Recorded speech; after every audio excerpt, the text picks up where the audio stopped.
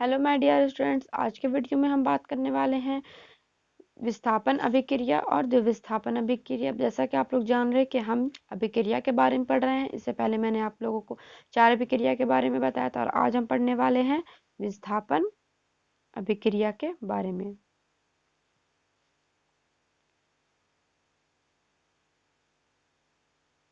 जैसा कि हम जानते हैं कि विस्थापन अभिक्रिया उसे कहते हैं जो एक तत्व दूसरे तत्व को उसके यौगिक से विस्थापित कर देता है, उसे विस्थापन अभिक्रिया कहते हैं। जैसे मैं अभी आप लोगों को एक एग्जांपल से बताती हूँ। Ferrous plus CuSO4 FeSO4 plus Cu। यहाँ पे आप देख सकते हैं कि शुरू जब हम अभी क्रिया करवा रहे थे तो फेरस और क्या था, कॉपर सल्फेट था। अब क्या देखते हैं कि आयरन सल्फेट है, मतलब कि फेरस क्या किया, कॉपर का जगह ले लिया और कॉपर को बाहर निकाल दिया। इसी तरह से एक और एग्जांपल लेते हैं, Zn plus CuSO4 ZnSO4 plus. यहाँ पे भी हम देखते हैं सब जब हम शुरू अभिक्रिया करवा रहे थे तो जिंक और कॉपर सल्फेट से, फिर यहाँ पे क्या किया, Zn जो है यहाँ पे कॉपर का जगह ले लिया और क्या बनाता है, जिंक सल्फेट बनाता है। एक और उदाहरण लेते हैं, Pb plus CuCl2 plus PbCl2 plus Cu। यहाँ पे भी हम देखते हैं कि Pb यानी कि लेड जो है यहाँ पे फिर से कॉपर का जगह ले लिया और क्या किया, यहाँ पे लेड क्लोराइड बनाया, जो कि हम सबसे पहले कॉपर क्लोराइड से अभिक्रिया करवा रहे थे। इसका मतलब ये हुआ कि एक अभिक्रिया से जब हम अभिक्रिया करवा रहे हैं जब हम किसी तत्व को अभिक्रिया करवा रहे हैं तो वो क्या कर रहा है, दूसरे तत्व का जगह ले ले रहा है। ठीक है। और एक चीज कि जिंक और लेड जो है औरों की अपेक्षा, जैसे और तत्व है उससे बहुत ज्यादा क्रियाशील है, इसलिए वो क्या करते हैं, यौगिक कॉपर को उसके यौगिक से विस्थापित कर देते हैं। अब हम आगे क्या देखेंगे, द्विविस्थापन अभिक्रिया।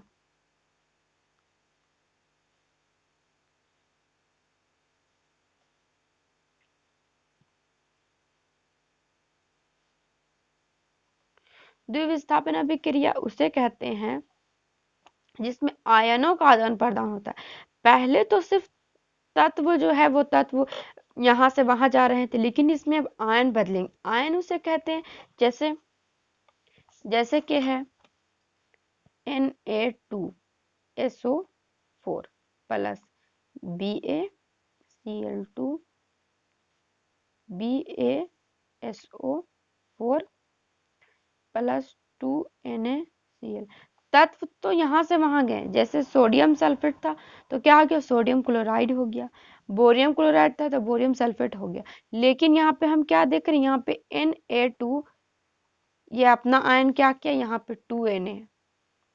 यहाँ पे फिर हम देखते हैं SO4, तो यहाँ आयन का आदान प्रदान हो रहा है। पहले क्या था, तत्व का आदान प्रदान हो रहा था। जैसे अब है कि ऐसा क्यों होता है, तो Ba2 प्लस तथा SO4 2 माइनस की अभिक्रिया से BaSO4 यानी कि बोरियम क्लोराइड के अवक्षेप का निर्माण होता है। एक अन्य उत्पाद सोडियम क्लोराइड का भी निर्माण होता है जो विलयन में ही रहता है। वे अभिक्रियाएं जिनमें अभिकारकों के बीच आयनों का आदान प्रदान होता है उन्हें द्विविस्थापन अभिक्रिया कहते हैं। अब क्या हमारे यहाँ पे जितनी भी हमारे रासायनिक अभिक्रिया थे वो सारे कंप्लीट हो गए हैं। अगर इनमें से आपको किसी में भी डाउट हो तो आप कमेंट करके बता सकते हैं। अब है उपचयन और अपचयन की प्रक्रिया। तो उपचयन अभिक्रिया कहते हैं तो कॉपर चूर्ण की सतह पर कॉपर सल्फेट काली परत चढ़ जाती है। मतलब एक चाइना डिश है, उसमें 1 ग्राम कॉपर चूर्ण लेकर उसे गर्म करते हैं तो हम क्या देखते हैं कि कॉपर चूर्ण की सतह पर कॉपर ऑक्साइड में काली परत चढ़ जाती है। यह काला पदार्थ क्यों बना, तो यह कॉपर ऑक्साइड कॉपर में ऑक्सीजन के योग से बना। मतलब कि इसमें क्या होता है, ऑक्सीजन का योग होता है। जैसे 2Cu प्लस O2, तो अपन इसे गर्म करते हैं तो क्या हुआ, 2CuO। मतलब कि यहाँ क्या योग हो रहा, मतलब कि यहाँ पे जुट रहा है। फिर यहाँ पे हम एक लेते हैं CuO प्लस H2 तापन Cu प्लस H2O। यदि इस गर्म पदार्थ Cu के ऊपर हाइड्रोजन गैस प्रवाहित की जाए तो सतह की काली परत भूरे रंग की हो जाती, क्योंकि इस स्थिति में विपरीत अभिक्रियाएं संपन्न होती है तथा कॉपर प्राप्त होता है। अब है CuO प्लस H2 को जब हम अभिक्रिया करवाते हैं तो क्या पाते हैं, Cu प्लस H2। फिर यहाँ पे क्या हो रहा है कि ऑक्सीजन का योग हो रहा है, मतलब कि ऑक्सीजन फिर यहाँ पे जुट रहा है। अभिक्रिया के समय जब किसी पदार्थ में ऑक्सीजन की वृद्धि होती है तो कहते हैं कि उसका उपचयन हुआ, मतलब कि ऑक्सीजन की वृद्धि, ऑक्सीजन बढ़ रहा है तो उसे क्या कहते हैं कि उपचयन की अभिक्रिया हुई है, इसे उपचयन कहते हैं। और जिसमें ऑक्सीजन का ह्रास होता है, मतलब ऑक्सीजन को घटाया जाता है, ऑक्सीजन का ह्रास हो रहा है, जैसे कि एक अच्छा से हम एग्जांपल ले सकते हैं यहाँ पे CuO प्लस H2 तापन।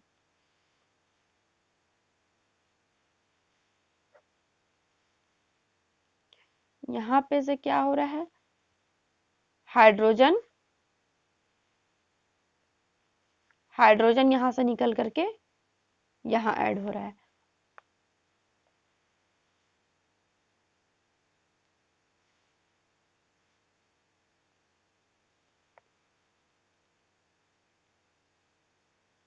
मतलब कि जिस अभिक्रिया में अपचयन का योग हो उसे, जिस अभिक्रिया में ऑक्सीजन का योग हो मतलब जुड़े, उसे आप उपचयन अभिक्रिया कहते हैं। और जिसमें ह्रास हो मतलब कि जिसमें कमी हो उसे उपचयन अभिक्रिया कहते हैं।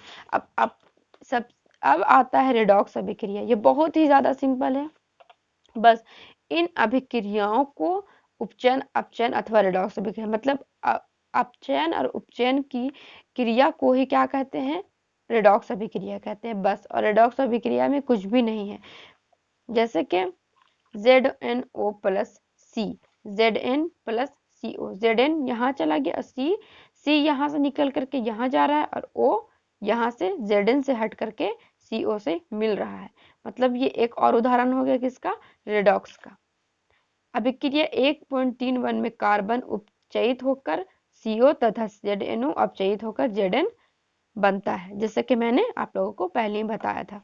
इसे हमेशा याद रखिए कि उपचयन और अपचयन की प्रक्रिया को ही रेडॉक्स अभिक्रिया कहते हैं। अब है संक्षारण। संक्षारण किसे कहते हैं, तो आपने अवश्य देखा होगा कि लोहे की बनी नई वस्तुएं चमकीली होती है, लेकिन कुछ समय पश्चात उन पर लालिमायुक्त भूरे रंग की परत चढ़ जाती। प्रायः इस प्रक्रिया को लोहे पर जंग लगना कहते हैं। कुछ अन्य धातुओं में भी ऐसा ही परिवर्तन होता है। क्या आपने चांदी तथा तांबे पर चढ़ने वाली परत के रंग पर ध्यान दिया है। जब कोई धातु अपने आसपास अम्ल, आर्द्रता आदि के संपर्क में आते तब सांद्रता होती है। मतलब कि जैसे कि लोहा है, ठीक है, तो लोहा में क्या होता है कि जंग लग जाता है, तो लोहे में जंग लगने की प्रक्रिया को ही संक्षारण कहते हैं। कोई भी ऐसी वस्तु जिसे हम खुला छोड़ देते हैं और उसमें जो परत जम जाती है उसे क्या कहते हैं, संक्षारण कहते हैं। चांदी के ऊपर काली परत व तांबे के ऊपर हरी परत का चढ़ना भी संक्षारण का, मतलब जिस चीज को हम खुला छोड़ रहे, जैसे कि हम लोहे को खुला छोड़ देते हैं तो उसमें एक परत जम जाती है।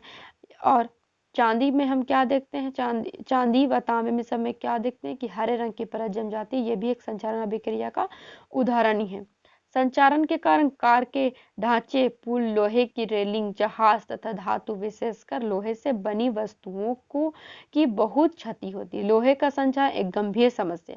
अब लोहे का संचारण एक गंभीर समस्या है, लेकिन इसे कैसे हटाया जा सकता है। जैसे कि हमें पता है कि लोहे में जंग लग रही है, तो हम क्या कर सकते हैं कि उसे मिट्टी के तेल में डाल करके रख सकते हैं, जिससे संक्षारण की अभिक्रिया नहीं होगी। अगर हमारे घर के जो मेन गेट होते हैं वो भी लोहे के बने होते, उसमें हम कलर अगर कर दे, पेंट कर दे, तो भी संक्षारण की अभिक्रिया नहीं होगी। अब है विकृत गांधिता। ये चैप्टर का सबसे आखिरी टॉपिक है, विकृत गांधिता। वसा युक्त अथवा तैलीय खाद्य सामग्री जब लंबे समय तक रखा जाता है तब उसका स्वाद या गंध कैसे होती है, मतलब कि उसका कैसा गंध होता है। तो उपचयित होने पर तेल एवं वसा विकृत गांधित हो तथा उसके स्वाद तथा गंध बदल जाते हैं। प्रायः तैलीय तथा वसा युक्त खाद्य सामग्रियों में उपचयन रोकने वाले पदार्थ प्रत्यऑक्सीकरण मिलाए जाते हैं। वायुरोधी बर्तनों में खाद्य सामग्री रखने से उपचयन की गति धीमी हो जाती है। क्या आप जानते हैं कि चिप्स बनाने वाले चिप्स की थैली में ऑक्सीजन हटाकर नाइट्रोजन गैस भी डाल जाता है, मतलब कि जिस भी जैसे कि जो भी हम खाते हैं चिप्स वगैरह वो तो तैलीय पदार्थ है, तो उसे अच्छा रखने के लिए उसमें विकृत गांधिता, मतलब कि उसमें विकृत गांधिता वही हो जिसमें जो गंध हो जाती है, गंदगी महक होती है, ठीक है। उस महक से बचाने के लिए क्या किया जाता है, चिप्स के पैक में नाइट्रोजन गैस डाला जाता है ताकि चिप्स में उपचयन की अभिक्रिया ना हो सके। उपचयन की अभिक्रिया होने से ही विकृत गांधिता हो जाती है, मतलब कि उसमें महक पैदा हो जाती है। तो डियर स्टूडेंट, आज का टॉपिक मतलब आज का चैप्टर हमारा खत्म हुआ। इस चैप्टर में हमने क्या क्या पढ़ा, हमने सबसे पहले पढ़ा रासायनिक अभिक्रियाओं के बारे में, उनके लिखने के समीकरण, फिर उन्हें संतुलित कैसे करते हैं। उसके बाद हमने पढ़ा कि भौतिक अवस्थाओं में संकेत कैसे कैसे बदलना है। जब बहुत ज़्यादा ज़रूरी जब क्वेश्चन में दे तभी आप भौतिक संकेत लिख सकते हैं, ऐसे लिखना नहीं लिखना ये आपके ऊपर है। फिर हमने पढ़ा रासायनिक अभिक्रियाओं के प्रकार जो कि 6 होते हैं। सबसे पहला होता है संयोजन अभिक्रिया, फिर आता है आपका वियोजन अभिक्रिया जिसे आप गठन अभिक्रिया भी कहते हैं, फिर होता है ऊष्माक्षेपीय अभिक्रिया, फिर होता है ऊष्माशोषी अभिक्रिया, फिर विस्थापन अभिक्रिया और फिर द्विविस्थापन अभिक्रिया, 6 अभिक्रिया। इसमें और 2 अभिक्रिया होते हैं, उपचयन अभिक्रिया और अपचयन। उपचयन में ऑक्सीजन का ऑक्सीजन का योग होता है और अपचयन में ऑक्सीजन का ह्रास होता है, ठीक है। और अपचयन उपचयन की अभिक्रिया को ही रेडॉक्स अभिक्रिया कहते हैं। संक्षारण उसे कहते हैं लोहे में जंग लगना, चांदी में हरे रंग की परत जमने से संक्षारण अभिक्रिया कहते हैं। इसे बचाने के लिए हम उसमें पेंट कर सकते हैं, या अगर लोहे की कील है तो उसे हम क्या कहते लोहे की कील है तो उसे हम तेल में रख सकते हैं, मतलब कि जो हमारे घर में तेल आता है राशन, मिट्टी तेल में रख सकते हैं, मिट्टी तेल में उसे हम रख सकते हैं। अब है विकृत गांधिता के मतलब होता है वसायुक्त अथवा तैलीय खाद्य सामग्री जब लंबे समय तक रखा जाता है तो उसमें उसका स्वाद या उसमें गंध पैदा हो जाती है। तो उसे बचाने के लिए उसमें नाइट्रोजन गैस डाला जाता है उसके पैकेट में, ताकि उसमें उपचयन की अभिक्रिया ना हो सके। इस चैप्टर में बस इतना ही था। इसे आप अच्छा से पढ़ो, मतलब मेरे वीडियोस को भी देखो और पढ़ो। जहाँ पे आपको डाउट हो वहाँ पे आप कमेंट करके बताओ। Okay, thank you.